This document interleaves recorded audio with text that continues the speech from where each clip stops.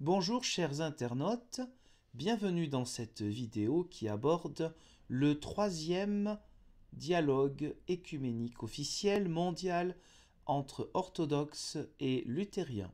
Ce texte, vous pouvez le trouver dans sa version en anglais en dessous de cette vidéo, ainsi que d'autres liens utiles. Je vais essayer de le traduire, il est assez court, en français. Il a été signé à Bad Segeberg, en Allemagne, le 7 septembre 1989, et il s'intitule « Le canon et l'inspiration de la Sainte Écriture ». Premier paragraphe, « La Sainte Écriture est un grand trésor de l'Église et sert comme norme pour sa foi et pour sa vie. » Deux points.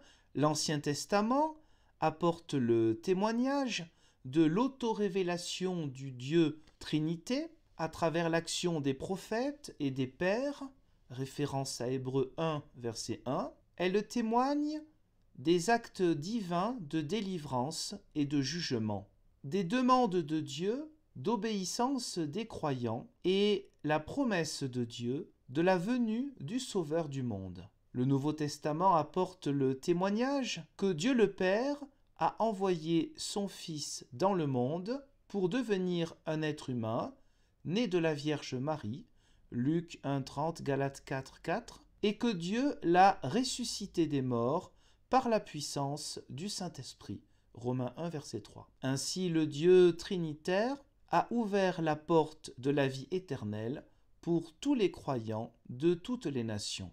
L'unique Église de Juifs et de païens s'est rassemblée dans le Saint-Esprit comme le corps du Christ. Cette Église a reçu les Écritures hébraïques que saint Paul appelle l'Ancienne Alliance ou l'Ancien Testament, 2 Corinthiens 3, verset 14, ou Saintes Écritures, Romains 1, verset 2, ou encore l'Écriture, on peut retrouver cela chez Jean 2, verset 22, Acte 8, 32, les Écritures, Marc 12, 24, 1 Corinthiens 15, 3, etc. Et plus tard, donc, l'Église établit le canon des livres du Nouveau Testament, c'est-à-dire la compilation, la frontière, finalement, du coup, entre ce qui est fiable et ce qui ne l'est pas, donc les livres du Nouveau Testament. L'Ancien et le Nouveau Testament ensemble comprennent donc la Sainte Écriture, qui est la Bible de l'Église. Puisque dans le judaïsme, la Bible, ce sont les Écritures hébraïques que nous, chrétiens, nous appelons l'Ancien Testament ou Ancienne Alliance ou Premier Testament, ça dépend des gens. Grand A, le canon de la Sainte Écriture. Paragraphe 2. La Bible de notre Seigneur Jésus-Christ et ses apôtres était la Sainte Écriture d'Israël. Luc 4, versets 16 à 21. Cela incluait la loi, donc la Torah, et les prophètes, et comprenait d'autres écrits, comme par exemple les psaumes, qui avaient une prééminence parmi ceux-ci. Ainsi, depuis le commencement, l'Église avait fixé déjà comme un noyau commun du canon de l'Ancien Testament. Concernant l'inclusion de certains écrits d'origine juive, différents usages ont existé d'un côté ou de l'autre dans l'Église. Le concile de 691-692 a sanctionné plusieurs usages des églises locales qui incluaient un canon court, un canon petit, un canon moyen et un canon qui incluait tous les livres importants. Paragraphe 3. Pour ce qui concerne la foi commune de l'Église, la révélation de Dieu dans les saintes Écritures de l'Ancien Testament pointe vers l'incarnation de son Fils, Jésus-Christ, qui a été crucifié et qui ressuscité d'entre les morts pour notre salut. L'Église enseigne que le Fils de Dieu a été révélé aux prophètes, même bien avant son incarnation. Référence à 1 Corinthiens 10, 4 et à Jean 8, verset 58. L'œuvre salvifique du Dieu trois fois saint est complétée dans l'épanchement du Saint-Esprit à la Pentecôte et au rassemblement de l'Église, actes 2, 1 et 17, qui attend la consommation, c'est-à-dire la consommation des siècles, la plénitude, la finalité de toute chose. Les traditions au sujet du Dieu incarné lui-même et le message des apôtres furent ajoutées aux saintes écritures d'Israël comme leur accomplissement et leur achèvement. Hébreux 10, verset 11, 2 Corinthiens 3, 3 à 18. Ces nouveaux écrits, un dépôt de la tradition orale apostolique, devint le Nouveau Testament. Paragraphe 4. Le commencement du canon du Nouveau Testament date de l'époque des apôtres. À partir de la fin du second siècle, ces parties fondamentales étaient déjà établies. Les 4 évangiles et les actes, les épîtres de Paul et la majeure partie des épîtres dits catholiques ou universels. L'Église définit le canon parce qu'elle a entendu dans ses écrits la révélation divine dans la voix authentique des apôtres comme témoins choisis par Jésus-Christ. Plus tard, l'Église, lors des synodes, établit les limites exactes du Nouveau Testament. Paragraphe 5. La reconnaissance des Saintes Écritures de l'Ancien et du Nouveau Testament, la Bible chrétienne, est une des décisions les plus importantes de l'Église sur son chemin de Pentecôte vers le jugement dernier. Nous croyons et nous enseignons ensemble que l'Église a été conduite par le Saint-Esprit dans cette décision. Numéro 6. L'Église des débuts reconnut dans ses écrits la promesse prophétique et la proclamation originale des apôtres par lesquels l'Église vit. Et cela est reconnu par l'autorité normative de ces Écritures. Le consensus de l'Église, sous la guidance du Saint-Esprit, décida finalement de la canonicité des livres de la Sainte Écriture. Ce consensus demeure valide pour nous au-delà des jugements apportés par la recherche historique contemporaine concernant la paternité de certains livres bibliques, c'est-à-dire qui a réellement écrit certains livres bibliques. La recherche avance là-dessus et bien sûr qu'il y a plusieurs hypothèses. Pour ce qui concerne le contenu du Nouveau Testament, il n'y a aucune différence entre nos églises. Paragraphe 7. L'Ancien Testament comprend les 39 livres canoniques suivants: Genèse, Exode, Lévitique, Nombre, Deutéronome, Josué, Juge, Ruth, premier livre de Samuel, deuxième livre de Samuel, premier livre des rois, deuxième livre des rois, 1 Chronique, 2 Chroniques, Esdras, Néhémie, Esther, Psaume, Job, Proverbe de Salomon, Ecclésiaste, le Cantique de Salomon, c'est-à-dire le Cantique des Cantiques, Ésaïe, Jérémie, Lamentation de Jérémie, Ézéchiel, Daniel, Abdias, Joël, Jonas, Amos, Osée, Michée, Naoum, Sophonie, Habacuc, Agé, Zacharie, Malachie, et les 10 Anagignoskomena, autrement dit les deutérocanoniques, le deuxième canon, un peu comme des citoyens de seconde zone si on veut, qui correspondent à ce que les luthériens appellent les apocryphes. Dans la tradition orthodoxe, ce sont les livres suivants: Judith, premier livre d'Esdras, premier, deuxième et troisième livre des Maccabées, Tobie, Ecclésiastique, appelé aussi Ben Sira ou Siracide, Sagesse de Salomon, Baruch et la lettre de Jérémie. Paragraphe 8, je vous le passe, ce sont les 27 livres du Nouveau Testament, donc on a les mêmes. Paragraphe 9, nous avons en commun la Sainte Écriture. Nous la lisons dans nos services divins, nos services de prière, nos liturgies. Nous l'utilisons pour la catéchèse, donc pour l'enseignement. Dans la liturgie, la lecture de l'Évangile est toujours la conclusion et le point le plus élevé d'une série de textes bibliques. Jésus-Christ est le centre de la Sainte Écriture, la clé pour sa compréhension, l'accomplissement de toutes les promesses de Dieu. Là, c'est un langage, effectivement, côté luthérien. On s'y retrouve parfaitement. C'est ce qu'on peut appeler le christocentrisme. Et nous voyons que grâce au dialogue écuménique, nous trouvons la même chose aussi dans l'Église orthodoxe. Ce n'est pas non plus un hasard, puisque l'Église orthodoxe est influencée par les pères de l'Église, mais aussi l'Église occidentale. Et dans l'Église occidentale, il y a l'Église luthérienne. Numéro 10. Depuis le commencement, l'Ancien Testament existait dans l'Église en hébreu et en grec. Le Nouveau Testament a été écrit en grec. C'est normal, c'était l'anglais de l'époque, c'était la langue universelle pour le bassin méditerranéen, c'était la langue aussi des marchands. L'Église a traduit la Sainte Écriture encore et encore dans des langues de plusieurs peuples. Les nombreuses langues dans lesquelles la Sainte Écriture est apparue expriment la vie de l'unique Église en plusieurs langues et cultures. Cela nous montre que le canon de la Sainte Écriture est un fruit spécial de la vie de l'Église et un don particulier pour l'Église. Grand B, l'inspiration de l'Écriture. Paragraphe 11.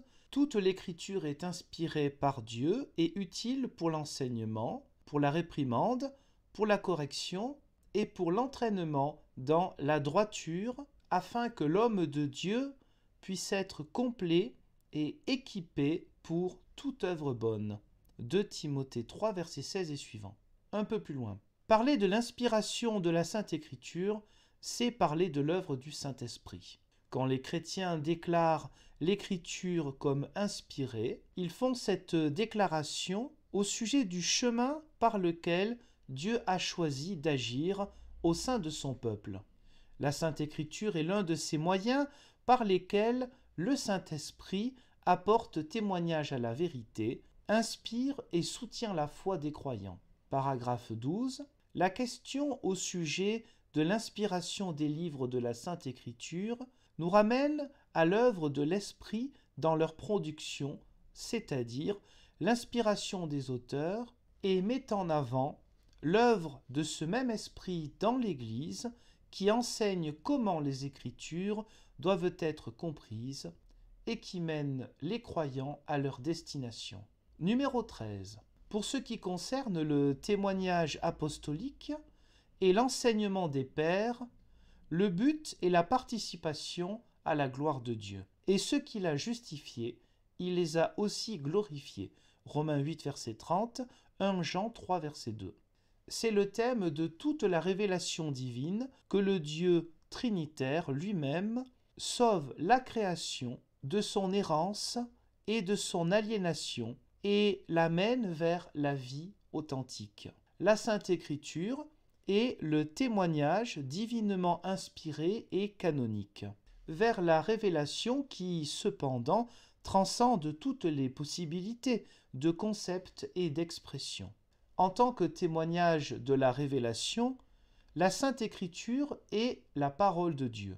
L'inspiration, c'est l'opération de l'Esprit Saint dans les auteurs des Saintes Écritures, afin qu'ils puissent apporter témoignage de la révélation, Jean 5, verset 39, sans se tromper au sujet de Dieu, ainsi que des chemins et des moyens divins pour le salut de l'humanité. Donc les auteurs de la Sainte Écriture décrivent les voies de Dieu avec sa création et son peuple, et ainsi témoignent de la gloire de Dieu qui est cachée aux yeux des non-croyants. L'inspiration provient de l'expérience de la révélation de la gloire de Dieu à travers le Saint-Esprit.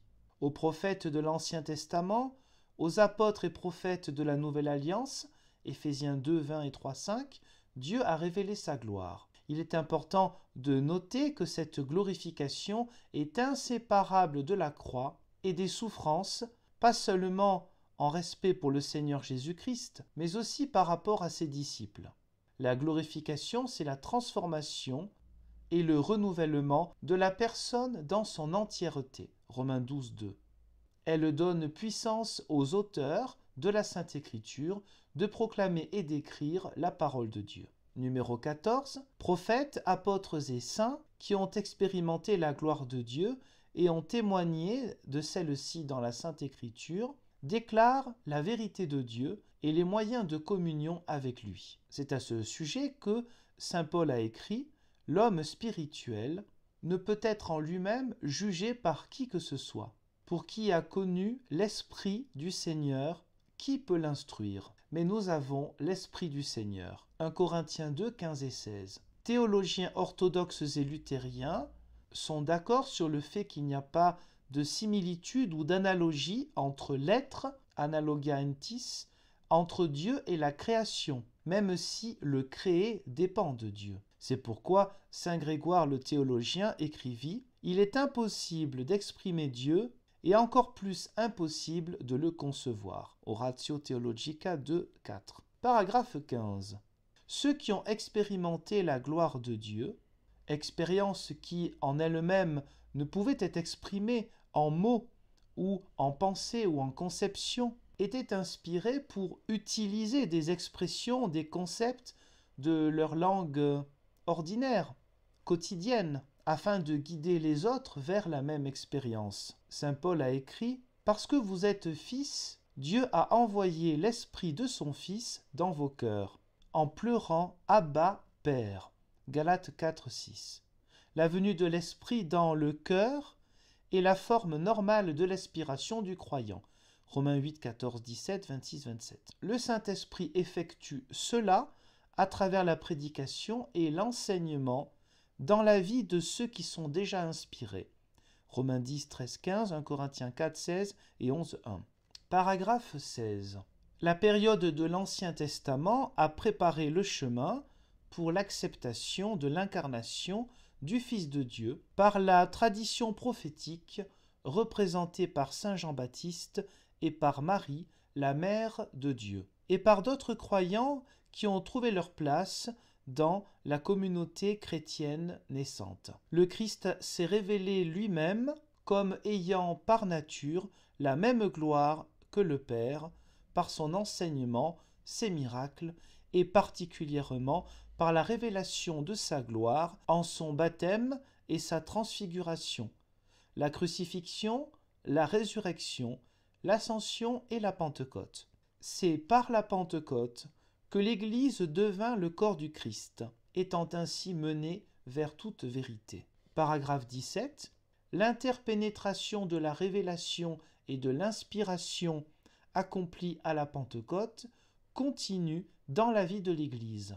Au sein de la vie de l'Église, les chrétiens qui sont devenus temple du Saint-Esprit, 1 Corinthiens 6, verset 19, sont ainsi membres du corps du Christ. Ils sont amenés vers toute la vérité dans l'expérience de la glorification, ainsi que le Seigneur a prié le Père, « Père, je désire qu'eux aussi soient avec moi là où je suis, pour contempler ma gloire que tu m'as donnée dans ton amour pour moi avant la fondation du monde. » Jean 17, verset 24.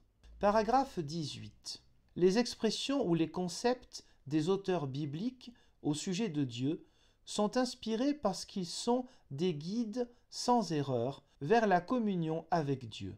Mais les auteurs n'ont pas reçu inspiration à propos de réalités créées, excepté que Dieu créa le monde à partir de rien, ex nihilo. Ainsi, les mots humains du Christ sont des guides vers la glorification de Pentecôte et non cette glorification en tant que telle, puisque ce que Dieu a révélé en glorification ne peut pas être conçu et exprimé. Pour cette raison, la Sainte Écriture ne peut pas être utilisée comme un substitut pour la recherche scientifique. Quelques livres de la Bible ont été écrits par ces auteurs qui eux-mêmes avaient atteint la glorification, alors que d'autres livres étaient écrits à propos d'elle ou à propos d'événements historiques. Nous voyons à travers ce paragraphe l'importance de la vie spirituelle et que la Bible ne peut pas être prise comme un livre de magie de manière fondamentaliste pour expliquer tout et n'importe quoi. Ça, c'est une vision idolâtre des choses et je rajoute une vision pseudo-protestante. 19e et dernier paragraphe. Les interprètes authentiques de la Sainte Écriture sont des personnes qui ont eu la même expérience de révélation et d'inspiration au sein du corps du Christ, comme les écrivains bibliques ont eu. Ainsi, il est nécessaire pour la compréhension authentique que chaque personne qui lit ou entend la Bible soit inspirée par le Saint-Esprit.